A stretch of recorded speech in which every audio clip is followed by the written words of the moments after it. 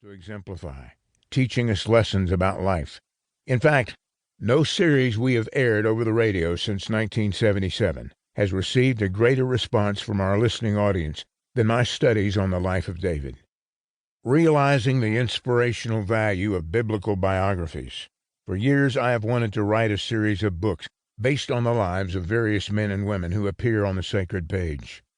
My desire has been to provide a set of volumes that would acquaint readers with each individual, helping them see how relevant and realistic those lives are, and how closely they track the situations and struggles of our own times. I'm delighted to see this long-awaited desire become a reality. Back in the late 1930s, Carl Sandburg finished a 4-volume masterpiece, Abraham Lincoln, The Prairie Years and the War Years. It is among my most treasured volumes and has afforded me hours of reading pleasure.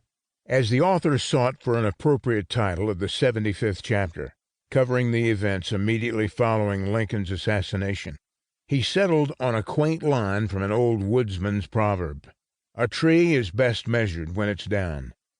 In Sandburg's opinion, not until a life is down can we adequately measure its length of significance, its breadth of impact, its depth of character. What is true of a once great president named Lincoln is equally true of a once great king named David, the only one in all of Scripture to be called a man after God's own heart.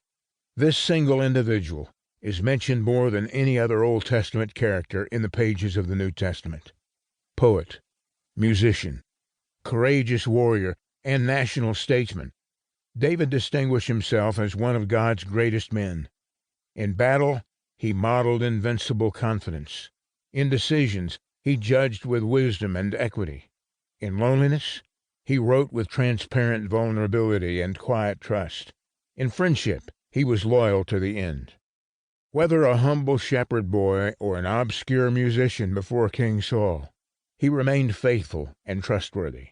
Even in his promotion to the highest position in the land, David modeled integrity and humility. What a man of God! But as we shall see, he, like us, was anything but perfect.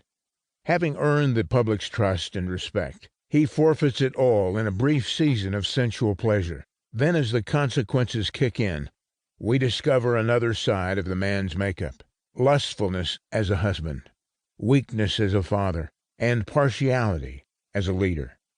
It's all there, written for all to learn, preserved for all to remember. A great man, though far from perfect, nevertheless lived a life with strengths worth emulating.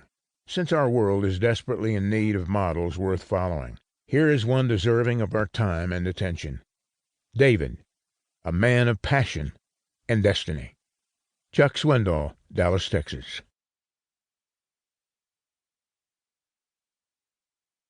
Chapter 1. God's Heart, God's Man, God's Ways. On the surface, there seemed to be nothing about David that would have impressed God. Nothing caused him to say, "Wow, that's my man." David didn't look much different from any of the other Jewish boys his age.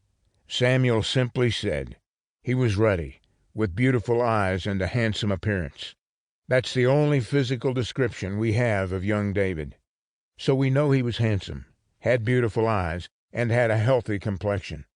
He may have had red hair, or more likely, he was reddened or bronzed from the hours he spent out in the sun and the wind. David's outward appearance didn't seem to set him apart in any way.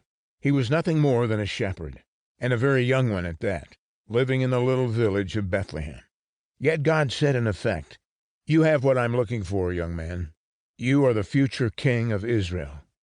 If we had been living in the farmhouse next door to David's family on the Judean hillside, we might not even have known the name of Jesse's youngest son. After all, his own father didn't even think of including him until Samuel asked, "Are these all your sons?" Then Jesse rubbed his beard and said, "Oh, yeah, there's my youngest. Almost forgot about him. He's out in the field tending the sheep." "Go and fetch him," Samuel said. And suddenly, this young nobody, a boy even his own father forgot about, became somebody. But before we get to David, the king of Israel, we need to go back about 40 years and get a